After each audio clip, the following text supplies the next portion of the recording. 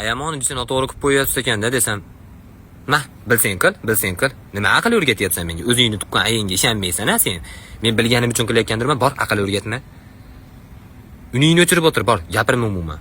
5 minutdan keyin siz buzib qo'ygan bo'ladi. Ayamonni buzib qo'ysiz, mana qilganingizda buzilmasdi siz. Nima endi aytyapsan? Ha? Nima aytmading?